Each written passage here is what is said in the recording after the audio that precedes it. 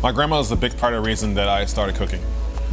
Being with her over breaks and over summer, we did a lot of meals in the house.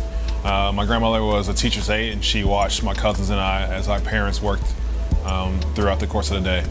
So because of that, my grandmother was cooking a lot for a lot of growing kids, and I was a big eater. They used to call me grubby. I can remember the first time actually making a dish with her, and it was just a simple omelet, but it was something that I had never had before. It was just some store-bought ham and some American cheese, and it was one of the best things I've ever eaten in my whole life. And I remember that moment when I'm in the kitchen with her, and she has the butter in the pan, and she's getting the eggs ready with her, and I've seen her make scrambled eggs 100 times, but those scrambled eggs transform into this omelet, you know, and then she stuffed it with the cheese and the ham, and it just became this magical meal. And I remember then that I wanted to cook, you know, I wanted to have that same feeling that she was providing for me. I wanted to give that feeling to someone else. So I started my culinary career at the Kendall College in Chicago, Illinois. From that led me to my internship at the Palmer House Hilton, which is one of the most world-renowned hotels in all of America. After the Palmer House Hilton, I came back and I finished my degree at Kendall College. That took me to the Intercontinental Hotel in Chicago. When I started at Intercontinental Hotel, I started all the way at the bottom.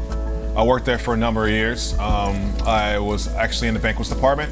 After the banquets department, I worked in a restaurant inside of the hotel called Zest. Zest wasn't a very thriving restaurant. It eventually went under, and it actually became my new home and the home that I learned the most from, Michael Jordan Steakhouse. I worked at Michael Jordan Steakhouse. I opened the place up with a few other chefs that were working in. I actually wasn't a chef myself at the time. I wasn't qualified for a chef position. The second year I was there, I became a chef. I became a sous chef. And then I worked there for another 2 years, and that led me to Notre Dame, Indiana. And now here at Notre Dame, I'm a senior sous chef, and I've been here for almost 3 years. And I'm watching over their outlets. I make the menus, I do specials, I do tea service, and I do breakfast and lunch in Soren's, and I do a nice amount of the menu here in Roars. It's really important for me to give back.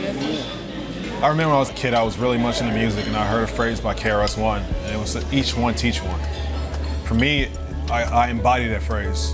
And then it propelled me to when I was in college. My wife gave me a book, it was called Pay It Forward. And because of those two things, each one teach one, and paying it forward, what my parents had taught me and what my grandmother had taught me about being an example for the next person, and my spirit that had kept me protected all throughout my career and my life in Chicago, it was really important for me to give back. It was really important for me to put my hand back in the community and pull somebody up and help somebody do better than what I did when I was a kid. And so that led me to the Cooking with Cost program.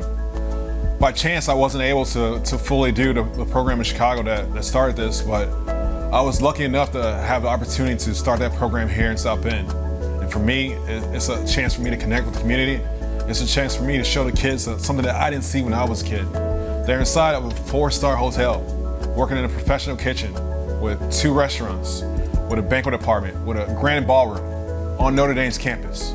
That's something these kids probably haven't seen before. That's something that I didn't see before at that age.